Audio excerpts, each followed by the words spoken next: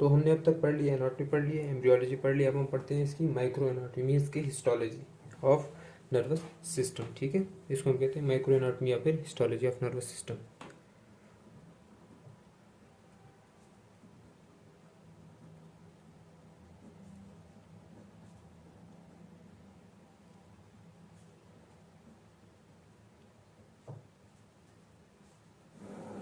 तो micro anatomy of nervous system में हम क्या पढ़ेंगे कि सेल्स की टाइप्स। ठीक है, मीन्स की सेल की डिफरेंट क्लासिफिकेशन के इनके टाइप्स के सेल्स मौजूद होते हैं, फिर उनकी फर्दर क्लासिफिकेशन मीन्स सब कैटेगरीज को हम डिटेल से डिस्कस करेंगे कि किस तरह से नर्वस सिस्टम में कौन कौन से टाइप के सेल मौजूद होते हैं, फंक्शनल बेसिस पे, मॉर्फोलॉजिकल बेसिस पे, स्ट्रक्चरल बेसिस पे, लोकेशन बेसिस पे। ठीक है, सारी डिटेल से हम स्टडी करेंगे।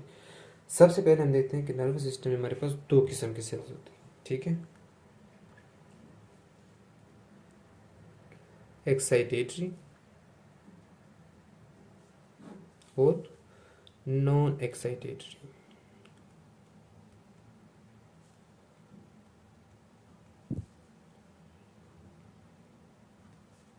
जो एक्साइटेटरी है उनको हम कहते हैं न्यूरॉन्स। ठीक है, और जो नॉन एक्साइटेटरी उनको हम कहते हैं ग्लाइल सेल्स। ठीक है, सबसे पहले तो ये चीज़ है excitatory and non excitatory means कि जो एक्साइटेशन का प्रोसेस कर सकते हैं उनको क्या कहते हैं न्यूरॉन, और जो एक्साइटेशन के अलावा का प्रोसेस करते हैं उनको क्या कहते हैं ग्लाइल से, जो एक्साइटेशन के काबिल नहीं होते हैं। ठीक है, उनको फिर फर्दर क्लासिफिकेशन आती है, हम डिटेल से पढ़ेंगे। ठीक है, न्यूरोग्लियर्स हो गए, कैप्सुलर हो गए, सेटेलाइट हो गए, शिवान सेल्स हो गए। ठीक है, इसके अलावा एपिडेर्मल सेल्स हो गए, माइक्रोग्लिया हो गए, ओलिगोडेंड्रोसाइट, ग्लायोब्लास्ट हो गए। तो वो हम वहाँ पर डिटेल से पढ़ेंगे कि वो क्या चीज़ होती है। अच्छा, तो हम अब स्टडी करते हैं न्यूरॉन्स के बारे में। ठीक है, पहले हम न्यूरॉन्स को डिटेल से स्टडी करते हैं। अब देखिए न्यूरॉन की हमारे पास फर्दर क्लासिफिकेशन, हम न्यूरॉन की स्टडी करते हैं। सबसे पहले type type classification on basis of length.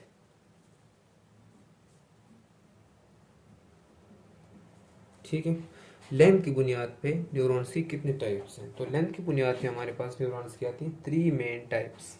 ठीक है, गोल्जी टाइप 1,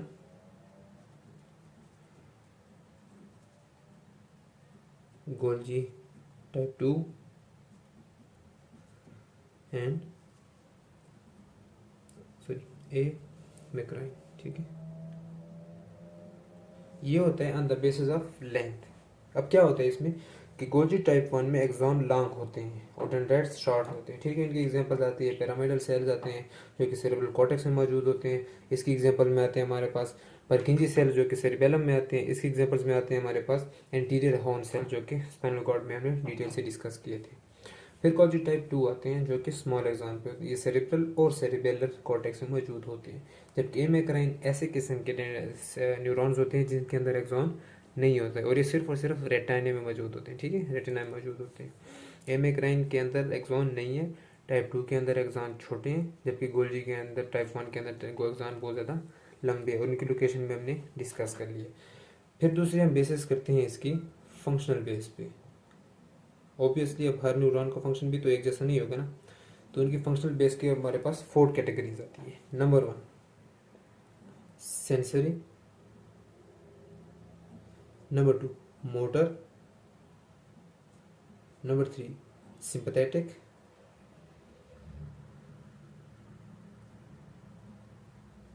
और नंबर 4 पैरा सिंपैथेटिक। ठीक है, अब देखें जो सेंसरी। ठीक है, सेंसरी मीन्स कि वो न्यूरॉन्स जो कि सेंसरी सिग्नल लेके आते हैं हमारे पास सेंट्रल नर्वस सिस्टम के पास। ठीक है, इनके भी 3 टाइप्स होते हैं, primary, secondary and tertiary. Primary मौजूद होते हैं सबसे पहले जो पोर्शन है, कौन सा होता है सबसे पहला पोर्शन जो हमारे सेंट्रल नर्वस सिस्टम में एंटर हो रहा होता है, जो हमने स्पाइनल कॉर्ड में डिस्कस किया था, डोर्सल रूट गैंग्लियन। ठीक है, तो डोर्सल रूट गैंग्लियन से एंटर होगा किस चीज़ के अंदर, स्पाइनल कॉर्ड में। स्पाइनल कॉर्ड में कहाँ जाएगा, ग्रे मैटर में। फिर ग्रे मैटर से असेंडिंग के जरिए कहाँ पे आएगा, थैलामस में। तो ये हो जाएंगे प्राइमरी, सेकेंडरी, टर्शरी। प्राइमरी होगा डोर्सल रूट गैंग्लियन में, सेकेंडरी होगा ग्रे मैटर के अंदर, और टर्शरी होगा थैलामस के अंदर। ठीक हो गया। अब आते हैं मोटर में। तो मोटर में हमारे पास दो किस्म के होते हैं, अपर एंड लोअर। ठीक है, अपर कहाँ पे होते हैं हमारे पास, ये क्रेनियल नर्व के साथ मौजूद होते हैं। ठीक है, और इंटीरियर हॉर्न के अंदर मौजूद होते हैं। जबकि जो लोअर होते हैं ये इससे लोकेशन की सेम होती है, मगर ये सप्लाई करते हैं स्केलेटल मसल्स को। ठीक है, सेंसरी के क्या क्या हो गए, प्राइमरी। ठीक है, इसको मैं ये सिंबल से डिनोट करता हूँ। प्राइमरी कहाँ पे होगा हमारे पास, डोर्सल रूट गैंग्लियन। सेकेंडरी कहाँ पे होगा हमारे पास, ग्रे मैटर। और टर्शरी कहाँ होगा हमारे पास, थैलेमस में। ठीक हो गया। मोटर की हमने दो पढ़ी हैं, अपर कहाँ पे होगा हमारे पास, cranial nerve plus anterior horn. ठीक है, इंटीरियर ना अगर आपको याद हमने पढ़ा था वेंट्रल पोर्शन मीन्स के मोटर जहाँ पर इफरेंट न्यूरॉन्स आएंगे। जबकि जो लोअर है हमारे पास उसकी लोकेशन सेम है, मगर वो कहाँ पे काम करेगा, स्केलेटल मसल्स के। ठीक हो गया। अच्छा, गोल्जी टाइप 1 की भी लिख लेता हूँ अब आसानी होगी याद करने में। गोल्जी टाइप 1 में क्या था, लॉन्ग एक्सॉन, इसमें शॉर्ट एक्सॉन, इसमें नो एक्सॉन। ठीक है, अब टाइप 1 का भी मौजूद थे, एक एग्जांपल लिखो, पैरामिडल सेल। गोल्जी टाइप 2 का भी मौजूद थे हमारे पास कॉर्टेक्स के अंदर, फिर से वो सेरिबेलम का हो या सेरिब्रम का हो। ठीक है, जो ए मैक्राइन है ये कब मौजूद होते हैं, रेटिना में। ठीक हो गया। फिर आते हैं हमारे पास सिंपैथेटिक और पैरासिम्पैथेटिक। ये थोड़े हमारे पास एक्सप्लेन करने वाले हैं। ठीक है, सिंपैथेटिक से में क्या होता है हमारे पास, दो किस्म के होते हैं, प्री गैंग्लियनिक और पोस्ट गैंग्लियनिक। पहले देखते हैं कि कहाँ से स्टार्ट होते हैं। ये स्टार्ट होते हैं T1 से L2 तक, और इसको हम क्या कहते हैं, थोरैको लंबर आउटफ्लो। ठीक है, थोरैको लंबर आउटफ्लो। ठीक है, जबकि जो हमारे पास पैरासिम्पैथेटिक है ये किसी से स्टार्ट होता है, ये स्टार्ट होता है हमारे पास क्रेनियल नर्व और सैक्रल से। ठीक है, क्रेनियल नर्व हमारे पास आती हैं सी, इसके अंदर आते हैं 3, 7, 9, 10।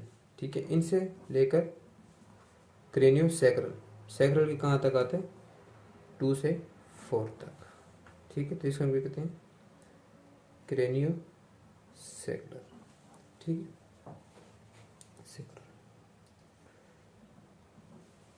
तो ये सिंपैथेटिक पैरासिम्पैथेटिक, इनमें भी सेम सिचुएशन है। ठीक है, प्री गैंग्लियनिक और पोस्ट गैंग्लियनिक। ठीक है, तो प्री गैंग्लियनिक कहाँ पे होंगे, इनके पास होंगे क्योंकि ग्लैंड के नज़दीक होंगे। पोस्ट गैंग्लियनिक कहाँ पे होंगे, जो पैरासिम्पैथेटिक है इसकी विसरा में होंगे। ठीक है, जबकि सिंपैथेटिक इसके कहाँ पे होंगे, हमारे पास विसरा से अवे होंगे। ठीक है, सिंपल। फिर आ जाते हैं इसके मॉर्फोलॉजिकल टाइप्स, मॉर्फोलॉजिकल क्लासिफिकेशन।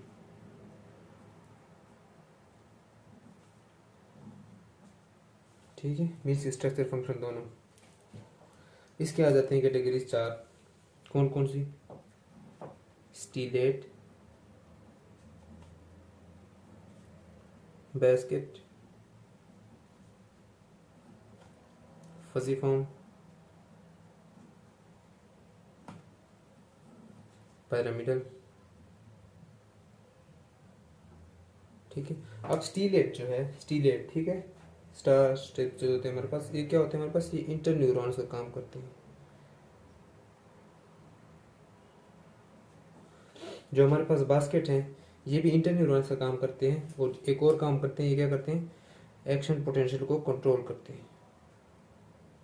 ठीक है, जो कि फजी फॉर्म है हमारे पास, ये क्या करते हैं, ये कलेक्ट करते हैं प्लस प्रोसेस करते हैं डाटा को। ठीक है, जबकि जो हमारे पास पिरामिडल है ये क्या करते हैं, ये मोटर और प्री मोटर एरिया में मौजूद होते हैं। ठीक हो गया। स्ट्रक्चरल बेसिस पे न्यूरॉन्स की फर्दर 3 टाइप्स होती हैं, स्ट्रक्चरल बेस पे, मॉर्फोलॉजिकल स्ट्रक्चरल बेस पे। तो वो स्ट्रक्चरल बेस की टाइप्स होती है हमारे पास,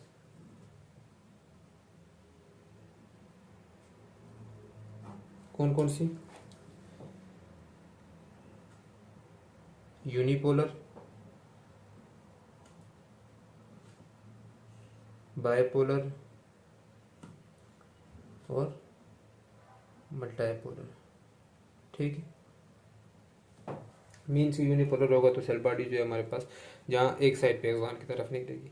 जो बाइपोलर होगा तो सेल बॉडी साइड पे होगी, इस तरफ से न्यूरॉन्स निकलेंगे, इस तरफ से जो इस तरफ से निकलेंगे आगे जाके डेंड्राइट्स बनेंगे, और इस तरफ से निकले आगे जाके एक्सॉन बनेंगे। और मल्टीपोलर में बहुत सारे उससे निकलेंगे, ठीक है, उसके बहुत सारे ब्रांचेस होंगे, ठीक है ना। ये ज़्यादातर मल्टाई जो है हमारे पास मोटर में काम आता है, जबकि बायो में दोनों हो सकते हैं, और यूनि में ज़्यादातर जो है वो सेंसरी आते हैं, ठीक है। तो ये थी हमारे पास जनरल क्लासिफिकेशन ऑफ न्यूरॉन। अब हम आते हैं ग्लाइल सेल्स, ठीक है। तो ग्लाइल सेल हमारे पास दो होते हैं, दो मेन कैटेगरी है, ठीक है। सबसे पहले है कैटेगरी जिसको हम कहते हैं मैक्रो ग्लाइल सेल्स। इसका ओरिजिन होता है एक्टोडर्म से, ठीक है। एक्टोडर्म जो में आउटर लेयर थी, ठीक है, ये एक्टोडर्मल ओरिजिन होता है इसका, ठीक है ना। इसके अंदर मौजूद सेल में आते हैं, सबसे पहले आते हैं हमारे पास एस्ट्रोसाइट्स, ठीक है, एस्ट्रोसाइट्स,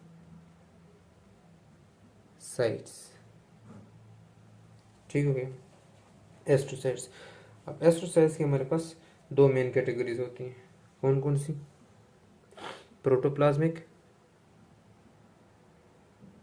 मीन्स के ग्रे मैटर से बनी होगी, ठीक है,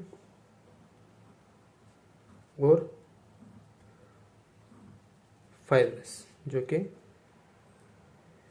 ऑब्वियसली वाइट मैटर से बनी होगी, ठीक हो गया। दूसरा क्या होता है कि एस्ट्रोसाइट जो होते हैं ये क्या करते हैं, ये ब्लड ब्रेन बैरियर बनाते हैं। ये एक इम्पॉर्टेंट पॉइंट है इनका कि एस्ट्रोसाइट्स ब्लड ब्रेन बैरियर बनाते हैं, और ये जो होते हैं ये पीनियल ग्लैंड के पास मौजूद नहीं होते हैं, जिस वजह से वहाँ पर ब्लड ब्रेन बैरियर नहीं बनता है, और पीनियल ग्लैंड इसी वजह से जल्दी से कैल्सीफाई हो जाता है अर्ली स्टेजेस में, ठीक है, और अपना फंक्शन खो देता है, और आगे जाके जो इंसान को है फिर उसके स्लीपिंग डिसऑर्डर्स आते हैं, ठीक है। तो कैल्सिफिकेशन ऑफ पीनियल ग्लैंड का ताल्लुक यहाँ से उसके साथ आपने कंटिन्यू रखना है। दूसरा कहाँ पे होता है ये, ब्लड ब्रेन बैरियर एब्सेंट होता है। अगर आपको याद हो हमने पिट्यूटरी ग्लैंड में पढ़ा था कि उसके एक पोस्टीरियर साइड होती है जिसको हम कहते हैं न्यूरो हाइपोफिसिस, और न्यूरो हाइपोफिसिस जो होती है उसके सप्लाई ब्लड सप्लाई डायरेक्ट कहाँ से होती है, कैरोटिड आर्टरी से। क्यों? क्योंकि वहाँ पर ब्लड ब्रेन बैरियर एब्सेंट होता है, ठीक है। तो आपने ये याद रखना है कि एस्ट्रोसाइट्स उस एरिया में एब्सेंट होते हैं, एस्ट्रोसाइट्स बनाते हैं ब्लड ब्रेन बैरियर, ठीक है। सेकेंड आ जाते हैं मेरे पास की जो नेक्स्ट कैटेगरीज है वो आती है, उसे हम कहते हैं लिगो डेंड्रोसाइट्स, ठीक है। सेकंड कैटेगरी आती है हमारे पास ओलिगो डेंड्रोसाइट्स। इसमें लोकेशन लिख देता हूँ, इंपॉर्टेंट है, pineal gland plus posterior pituitary gland, important है, बहुत इंपॉर्टेंट, ठीक है। अच्छा इसकी भी दो टाइप्स होती है, इंट्राफेसिकुलर पेरिन्यूरल, ठीक है, किधर गया, A B, A intra fascicular जो कि माइलिनेट ट्रैक्ट में होता है, ठीक है, माइलिनेटेड ट्रैक्ट्स में मौजूद होता है, जबकि पेरिन्यूरल जो कि हमारे पास कहाँ मौजूद होता है, स्टोमेटा ऑफ न्यूरॉन में, ठीक हो गया। और ओलिगोडेंड्राइट्स क्या करते हैं हमारे पास, ये माइलिनेशन का फंक्शन परफॉर्म करते हैं, ठीक है, माइलिनेट्स को शिवान सेल्स जैसे क्या हो गए, ठीक है।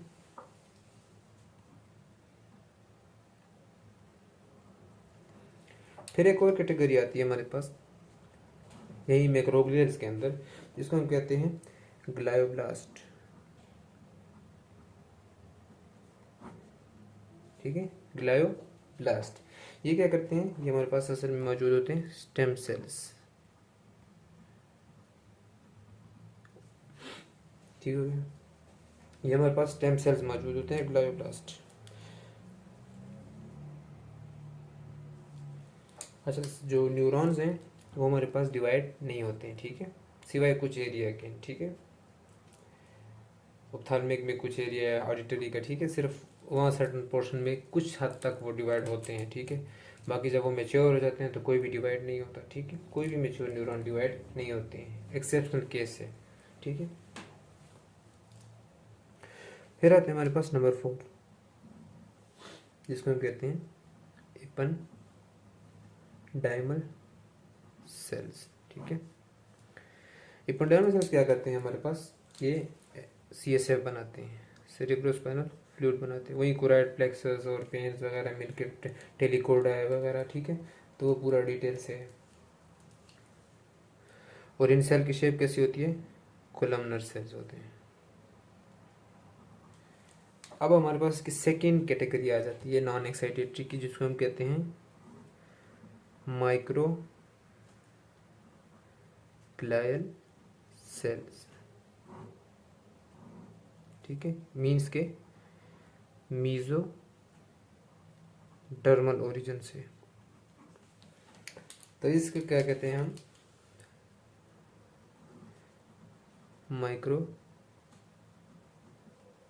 माइक्रोग्लिया। ठीक है, या माइक्रोग्लाया। ये क्या करते हैं हमारे पास, इनका फंक्शन क्या होता है, फेगोसाइटोसिस। ठीक है, मीन्स कि ये असल में क्या होते हैं, मैक्रोफेजेस होते हैं। तो ये थे हमारे पास general micro anatomy of nervous system. अब हम इसका एक स्ट्रक्चर बनाते हैं तो आपको इजीली समझ आ जाएगा इस पोर्शन पे। ठीक है, अब देखिए,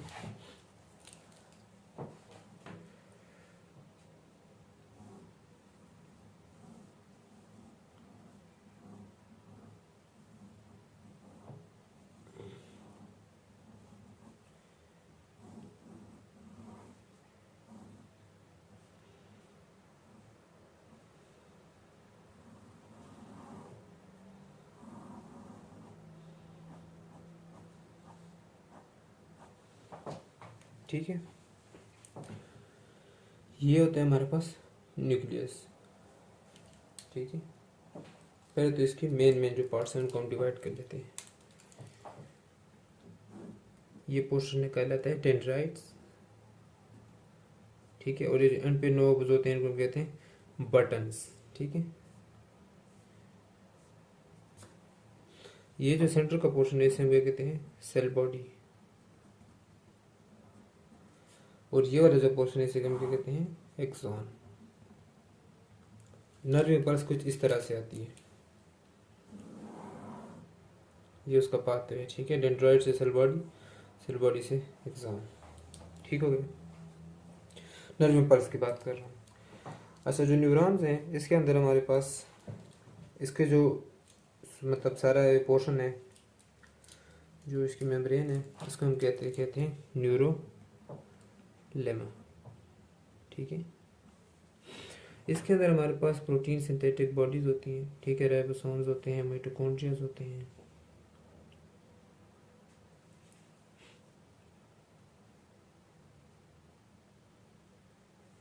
ठीक है, अलग अलग स्ट्रक्चर्स होते हैं। अब माइटोकॉन्ड्रिया हो गया, यहाँ पर जो प्रोटीन सिंथेटिक बॉडीज होती हैं उनको क्या कहते हैं, निसल्स ग्रेन्यूल्स।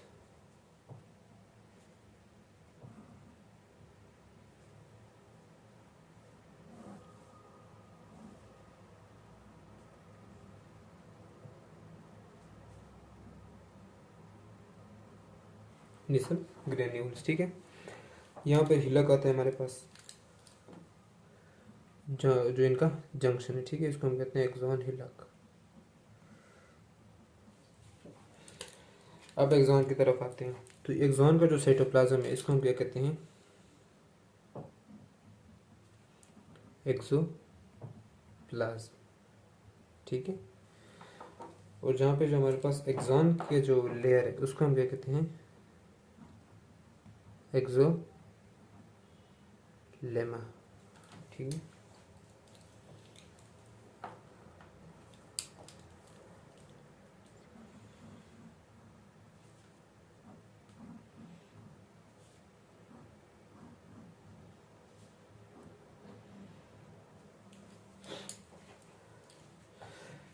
अब ये जो मैंने स्ट्रक्चर्स बनाए, ठीक है, इनके दरम्यान में ये जो पोर्शन है इसको हम कहते हैं नोड्स। ठीक है, और साइंटिस्ट के नाम पे हम नोड्स ऑफ रेनवियर कहते हैं। ठीक है, ये सारे नोड्स हैं, मतलब जबकि जो ये पोर्शन है, ठीक है, मतलब जो नोड्स के दरमियान का है, वहाँ पे क्या कौन सा पोर्शन है, ये है श्वान सेल्स। और इसके ऊपर जो लेयर है तो वो न्यूरल लेमा है, और इसके जो नीचे है मीन्स कि एक्सोप्लाज्म है। अगर एक्सॉन के ऊपर डायरेक्ट की मेम्ब्रेन है तो उसको एक्सोलेमा कहते हैं, ठीक है। फिर आ जाते हैं एक्सॉन टर्मिनल्स।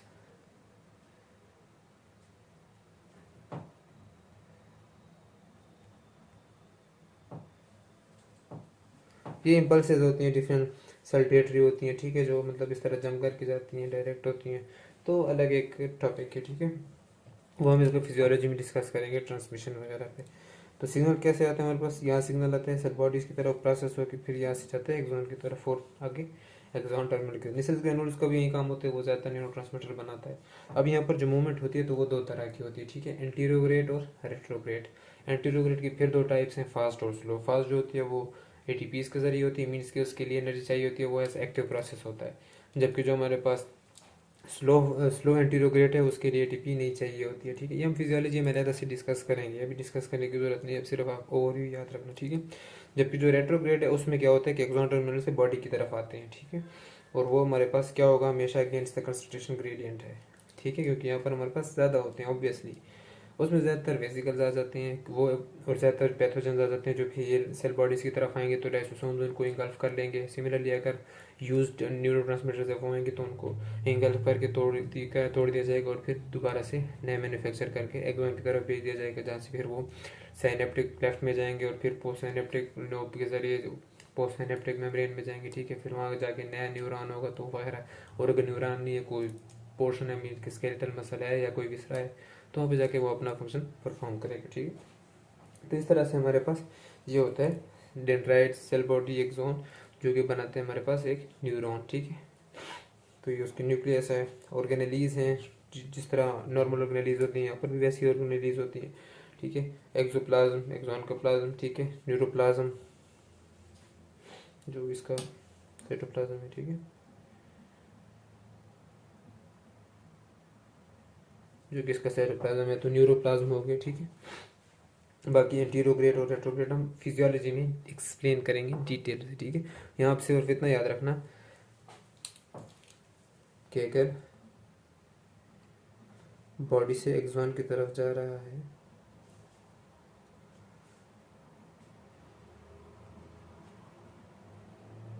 तो उसे हम कहेंगे एंटीरोग्रेड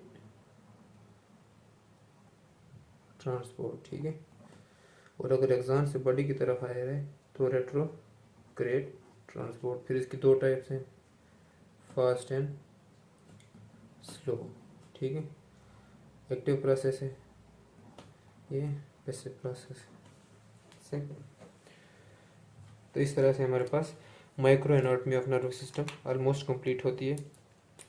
फिर हमारा जो नेक्स्ट टॉपिक होगा वो हम डिटेल से डिस्कस करेंगे। अगर हमने जो है ना ब्रेन के फर्दर पार्ट्स की एनाटॉमी डिटेल से डिस्कस करेंगे, साथ में फिजियोलॉजी भी, और फिर आगे जाके जो हमारा नेक्स्ट स्टेज होगा उसमें हम पैथोलॉजी को डिटेल से डिस्कस करेंगे।